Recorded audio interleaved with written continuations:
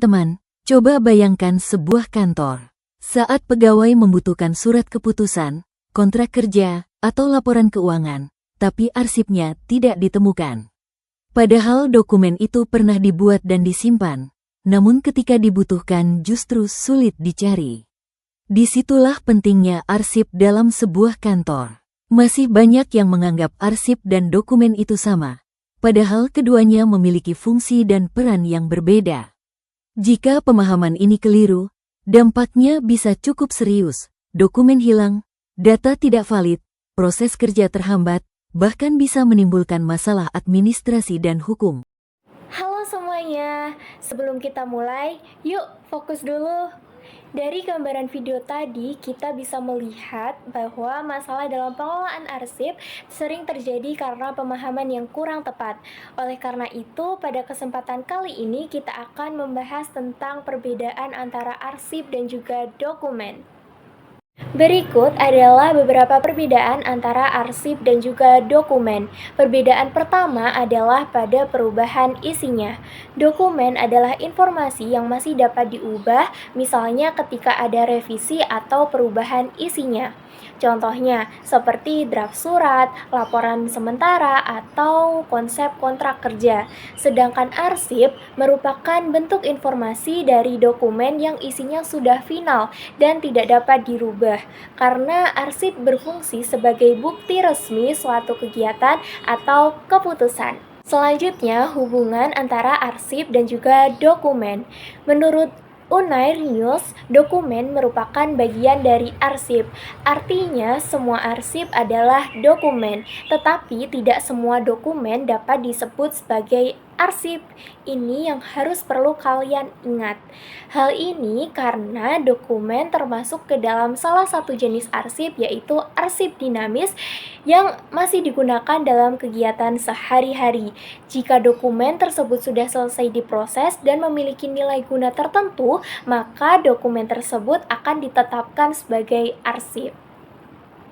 Selanjutnya adalah pengertian dari pengarsipan. Pengarsipan adalah suatu proses mulai dari penciptaan, penerimaan, pengumpulan, pengaturan, pengendalian, pemeliharaan, dan perawatan, serta penyiapan arsip menurut sistem tertentu. Macam-macam pengarsipan. Yang pertama adalah arsip dinamis. Arsip dinamis merupakan arsip yang langsung digunakan untuk perencanaan dan penyelenggaraan pemerintahan atau administrasi negara. Nah, arsip dinamis ini dapat memuat yang pertama yaitu arsip aktif, yang artinya bahwa arsip yang masih dipergunakan untuk keberlangsungan kerja. Yang kedua, arsip semi aktif, yaitu arsip-arsip yang frekuensi penggunaannya sudah mulai menurun dalam masa transisi antara arsip dan juga inaktif. Yang ketiga adalah arsip inaktif, yaitu arsip-arsip yang jarang sekali dipergunakan dalam proses pekerjaan sehari-hari. Yang kedua adalah arsip statis. Arsip statis merupakan arsip yang tidak lagi digunakan untuk kegiatan perencanaan atau administrasi sehari-hari, tetapi tetap disimpan sebagai dokumen yang permanen. Arsip statis ini dapat memuat yang pertama adalah arsip otentik, yaitu arsip yang memiliki tanda tangan asli dengan tinta sehingga isinya dianggap sah dan juga memiliki kekuatan hukum. Dan yang kedua adalah arsip tidak otentik, yaitu arsip yang tidak memuat tanda tangan asli sehingga tidak memiliki keabsahan penuh secara hukum. Dalam arsip juga memuat asas-asas di dalamnya. Yang pertama adalah asas sentralisasi, yaitu pelaksanaan pengelolaan arsip bagi seluruh organisasi yang dipusatkan di satu unit khusus, yaitu pusat penyimpanan arsip. Keuntungannya adalah yang pertama, ruangan dan peralatan arsip dapat dihemat. Yang kedua, petugas dapat mengonsentrasikan diri khusus pada pekerjaan kearsipan. Yang ketiga, kantor hanya menyimpan satu arsip, duplikasi dapat dimusnahkan. Dan yang keempat, sistem penyimpanan dari berbagai arsip dapat diseragamkan. Lalu ada juga kerugiannya. Yang pertama, asas sentralisasi arsip hanya efisien dan juga efektif untuk organisasi yang kecil. Yang kedua, tidak semua jenis arsip dapat disimpan dalam satu sistem penyimpanan yang seragam. Yang ketiga, unit kerja yang memerlukan arsip akan memakai waktu lebih lama untuk memperoleh arsip yang diperlukan. Yang kedua adalah asas desentralisasi, yang merupakan pengelolaan arsip yang dilakukan di masing-masing unit kerja, cocok untuk organisasi besar atau kompleks agar setiap unit bisa mengelola informasi khusus sesuai dengan kebutuhannya. Nah, keuntungan dari asas desentralisasi yang pertama ada pengelolaan arsip dapat dilakukan sesuai dengan kebutuhan unitnya. Yang kedua, keperluan akan arsip mudah terpenuhi karena berada pada unit kerja masing-masing. Yang ketiga, penanganan arsip lebih mudah dilakukan karena arsip sudah dikenal dengan baik. Namun, ada juga kerugiannya. Yang pertama, penyimpanan arsip tersebar di berbagai lokasi dan dapat menimbulkan duplikasi arsip. Yang kedua, kantor harus menyediakan peralatan dan juga perlengkapan arsip di setiap unit kerja sehingga penghematan menjadi berkurang. Dan yang ketiga adalah asas gabungan, yaitu pengelolaan arsip yang memadukan antara asas sentralisasi dan juga asas desentralisasi agar mengurangi kerugian dari masing-masing asas.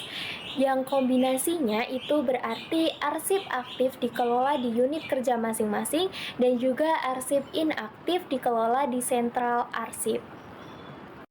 Selanjutnya, pengertian dari sistem pengarsipan. Sistem pengarsipan adalah cara penyimpanan arsip secara logis dan juga sistematis dengan memakai abjad, numerik atau nomor, huruf atau kombinasi huruf dan nomor sesuai dengan identitas arsip terkait. Macam-macam sistem pengarsipan. Yang pertama ada sistem abjad, yaitu sistem penyimpanan dokumen berdasarkan susunan abjad dari kata tangkap atau nama dokumen. Keuntungan dari sistem abjad adalah yang pertama, dokumen dari nama yang sama dikelompokkan menjadi satu. Yang kedua, surat masuk dan juga surat keluar disimpan bersebelahan. Yang ketiga, pencarian dokumen langsung melalui nama pengirim. Yang keempat, susunan guide dan folder itu sederhana. Dan yang kelima, cepat dalam penemuan dokumen. Yang keenam, bisa menggunakan file campuran. Dan kekurangannya sendiri, yang pertama itu ada pencarian dokumen sulit jika menggunakan nama depan atau nama panggilan. Yang kedua, dokumen terkait bisa berbeda, nama pengirim tersebar di tempat yang berbeda. Lalu yang ketiga, ejaan huruf sering tidak konsisten. Misalnya, OE itu U, DJ jadi J, dan CIH atau TJ. Lalu yang keempat ada memerlukan pemahaman pengaturan penindeksan. Yang kedua, sistem nomor. Sistem yang menyimpan dokumen berdasarkan kode nomor sebagai pengganti nama orang atau nama badan. Keuntungannya yang pertama adalah teliti, karena penggunaan nomor tidak memungkinkan adanya nomor ganda. Yang kedua, kode nomor dapat disamakan untuk semua unit kerja. Yang ketiga, perluasan nomor tidak terbatas. Yang keempat, penunjuk silang disusun bersama-sama dengan indeks. Dan yang kelima, indeks memuat seluruh nama dari koresponden. Dan ada juga kerugiannya loh. Yang pertama, kearsipan tidak langsung karena untuk menemukan dokumen diperlukan indeks nomor. Yang kedua, untuk file campuran diperlukan berkas tersendiri. Dan yang ketiga, indeks yang disusun alfabet harus sesuai dengan ketentuan aturan yang mengindeks. Selanjutnya adalah sistem geografis atau wilayah.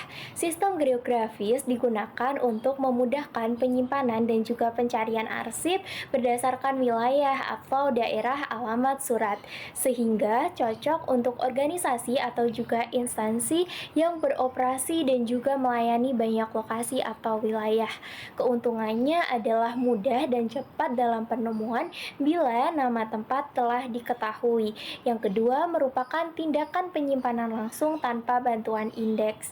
Namun, ada juga kerugian dari sistem geografis ini. Yang pertama adalah kemungkinan terdapat kesalahan bila pengetahuan pembagian wilayah kurang baik. Yang kedua, diperlukan indeks yang tepat dan juga teliti serta kerja tambahan karena harus menyusun dua berkas, yaitu geografis dan juga abjad. Dan yang ketiga, bila terjadi alamat ganda diperlukan petunjuk yang silang. Terakhir adalah sistem tanggal atau kronologis. Sistem ini menyimpan arsip berdasarkan waktu, yaitu tanggal, bulan, dan juga tahun, dan umumnya digunakan di kantor kecil untuk memudahkan pencatatan serta penelusuran dokumen melalui buku agenda. Keuntungannya yaitu yang pertama, mudah dilaksanakan, lalu susunan dan juga urutan guide-nya sederhana. Yang kedua, cocok untuk klasifikasi menyeluruh dan juga berkelanjutan. Dan kerugiannya itu hanya bermanfaat untuk organisasi yang relatif kecil dengan jumlah dokumen yang terbatas. Prosedur pengarsipan. Pengertian dari prosedur pengarsipan adalah urutan kegiatan kerja dalam mengelola arsip yang dilakukan secara teratur oleh satu atau beberapa orang agar dokumen perusahaan tertangani dengan cara yang sama dan juga rapi. Berikut ini adalah prosedur pengarsipan yang baik dan benar. Pertama, pemeriksaan. Memastikan dokumen sudah selesai diproses. Jika siap disimpan, diberi tanda, release mark, seperti tulisan, file, arsip, centang, dan sebagainya. Kedua, mengindeks, menentukan nama, subjek, atau kata tangkap untuk penyimpanan, sesuai sistem pengarsipan yang digunakan. Ketiga, memberi tanda, pengkodean, memberi garis atau lingkaran pada kata tangkap yang telah dipilih. Keempat, menyortir. Mengelompokkan dokumen berdasarkan indeks agar mudah ditempatkan. Kelima, menyimpan. Menempatkan dokumen sesuai sistem penyimpanan, abjad, tanggal, geografis. Dengan memahami pengelolaan arsip yang baik dan juga benar, kita dapat mencegah terjadinya kehilangan dokumen, kesalahan data, serta hambatan dalam proses kerja. Semoga materi yang disampaikan hari ini bisa menambah wawasan dan juga bermanfaat bagi kita semua, khususnya sebagai calon tenaga kerja administrasi yang profesional. Terima kasih sudah belajar bersama hari ini. See you!